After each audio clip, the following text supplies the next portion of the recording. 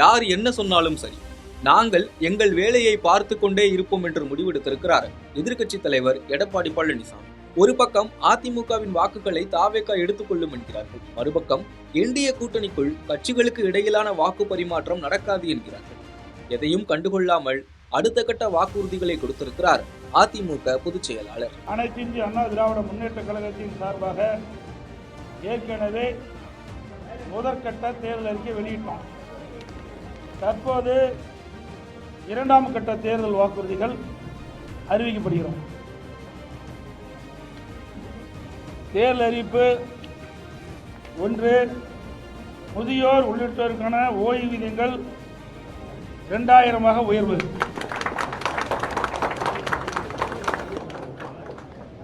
சமூக ஓய்வு திட்டத்தின் கீழ் முதியோர்களுக்கு முதியோர் உதவித்தொகை வழங்கப்படும். மேலும் முதியோர் விதவை பெண்கள், முதிர்கன்னிகள், கணவனால் கைவிடப்பட்ட பெண்கள், மாற்றுத்திறனாளிகள் மற்றும் 3ஆம் பாலினத்தவர்களுக்கு வழங்கப்பட்டு வரும் சமூக பாதுகாப்பு ஓய்வூதியம் ரூபாய் 1200 இருந்து 2000 உயர்த்தி வழங்கப்படும். அறிவிப்பு 2, வங்கியில் பெற்ற கல்விக் கடன் தள்ளுபடி. மாணவர்கள், இளைஞர்கள், பெற்றோர்கள் நலன் காக்கும் பொருட்டு வங்கியில் பெற்ற கல்விக் கடன் தள்ளுபடி செய்யும் வகையில் அத்தொகையை அரசே ஏற்கும். அறிவிப்பு 3, வாழ்வாதார உதவியாக கேஸ் சிலிண்டர் மானியம். வாழ்வாதார உதவியாக குடும்ப அட்டைதாரர்களுக்கு ஆண்டுக்கு 3 கேஸ் சிலிண்டர்கள் வழங்கப்படும். தமிழர்கள் வீர விளையாட்டுக்கான ஜல்லிக்கட்டில் வீரர்கள் காளையை பிடிக்கும் போது அசம்பாவிதம் ஏற்பட்டு உயிரிழக்க நேரிட்டால் அவரது குடும்பத்தாருக்கு ரூ. 10 லட்சம் வழங்கப்படும்.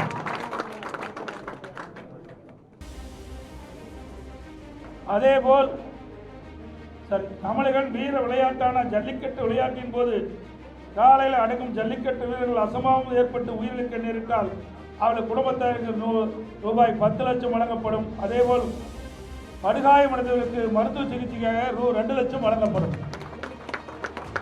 அரசாணை வழங்கப்பட்ட இடங்களில் நடைபெறும் ஜல்லிக்கட்டு போட்டிகளை எழுச்சியோடு நடத்துவதற்கு அரசின் சார்பில் மானியமாக 5 லட்சம் வழங்கப்படும்.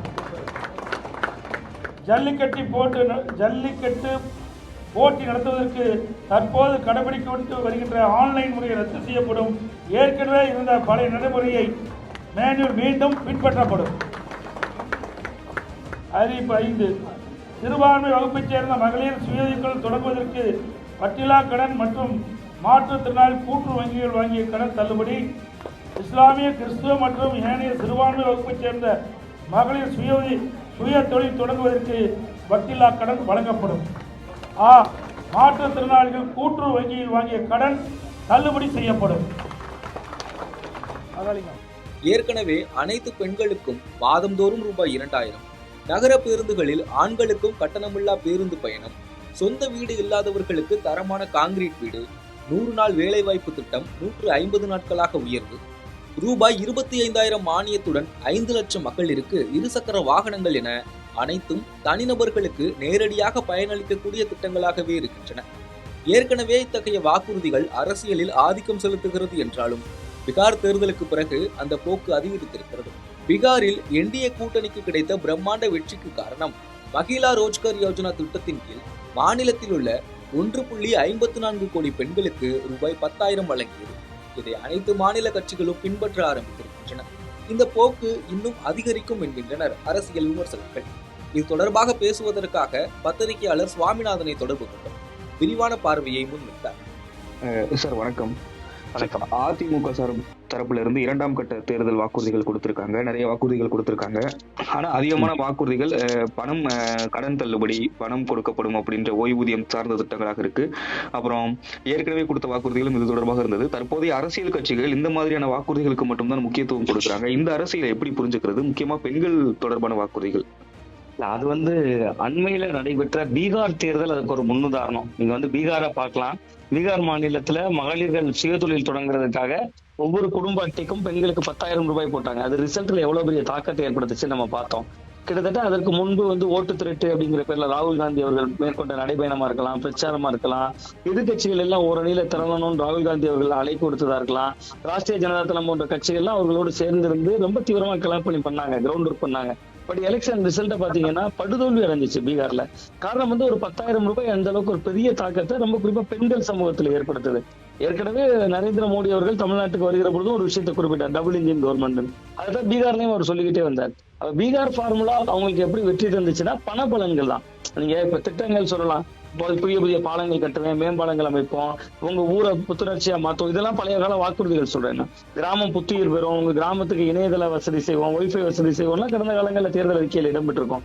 பட் இப்ப மக்கள் மனசுல என்ன ஆயிடுச்சுன்னா, இந்த பீகார் போன்ற மாநிலங்கள்ல 10,000 ரூபாய் கொடுத்ததா இருக்கலாம், இந்த கடந்த காலங்களில் திராவிட முன்னேற்ற கழகம் மகளிருக்கு கொடுத்த 1000 ரூபாயா இருக்கலாம். நீங்க திமுக ஆண்டாலும் சரி, அதிமுக ஆண்டாலும் சரி, எனக்கு நேரடியா என்ன பலன் கிடைக்கும், என் ஷேர் என்னன்னு மக்கள் கேட்கறதுக்கான சூழலை அரசியல் கட்சிகள் ஏற்படுத்திட்டாங்க. நான் மக்கள் ஏற்படுத்தியிருக்காங்கன்னு சொல்லல, அரசியல் கட்சிகள் அதை நோக்கி மக்களை திருப்பிட்டாங்க. அதனுடைய வெளிப்பாடு தான். நீங்க ஏற்கனவே பாத்தீங்கன்னா எடப்பாடி பழனிசாமி அவர்களுடைய முதல் 5 வாக்குறுதிகளும் நம்ம கவனிச்சோம். குல விளக்கு திட்டம், பெண்களுக்கு மாதம் 2,000 ரூபாய் அப்படிங்கிற ஸ்கீம்ல இருந்து ஆரம்பிச்சு பெரும்பாலும் நீங்க குறிப்பிட்டதை போல எக்கனாமிக்கலா பொருளாதாரத்தை சார்ந்து மக்களுக்கு நேரடியா அவங்களோட பணபலன்களை சார்ந்துதான் இருந்துச்சு. இன்னைக்கும் நீங்க கேட்டதை போல இன்னைக்கு வந்திருக்கக்கூடிய இந்த 5 வாக்குறுதிகள்ல முதியோர் ஓய்வூதிய தொகை 2,000 உயர்த்துவோம் அப்படிங்கிறாங்க. சோ இது இனிமேல் அரசியல் கட்சிகள் களமாடுவதற்கான சூழல் என்பது நேரடியா வங்கி கணக்கோடு தொடர்புடையதா இருக்கும். நீங்க தேர்தல் ஜனநாயகத்துல மிகப்பெரிய சவாலே என்னன்னா ஓட்டுக்கு பணம் கொடுக்கறதுன்னு நம்ம பேசிட்டு இருக்கோம். நீங்க ஓட்டுக்கு பணம் கொடுக்கறது ஆபத்துனா, நீங்க ஓட்டு போடுங்க பணம் கொடுக்குறோம்னு சொல்றது ஆபத்து தானே. அதை நோக்கி தமிழகம் நகர்ந்திருக்கு அப்படிங்கிறது தான் இதை உணர்த்தது நமக்கு.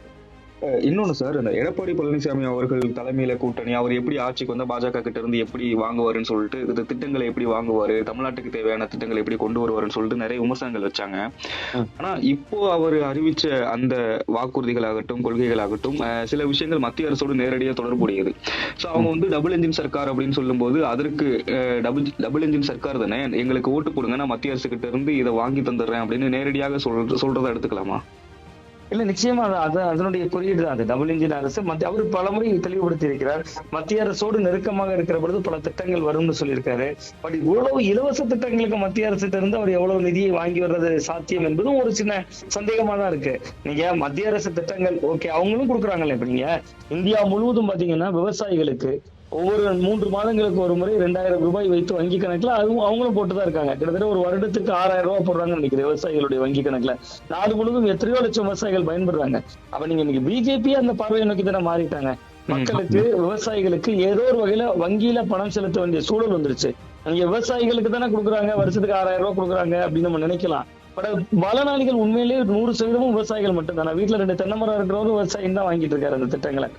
மத்திய அரசோ மாநில அரசோ இனிமேல் மக்களுக்கு பணம் கொடுக்க வேண்டிய சூழல் இருக்கிறதுக்குள்ள இந்த கட்சிகள் தள்ளிவிடப்பட்டிருக்கு. நீங்க கேட்டதை போல எடப்பாடி பழனிசாமி அவர்களுக்கு ஒருவேளை மத்திய அரசோடு இருக்கக்கூடிய இந்த ரிலேஷன்ஷிப்பை பயன்படுத்தி இது போன்ற திட்டங்களுக்கு நிதியை கொண்டு வர முடியும் அப்படின்னு அவர் நம்புகிறார்.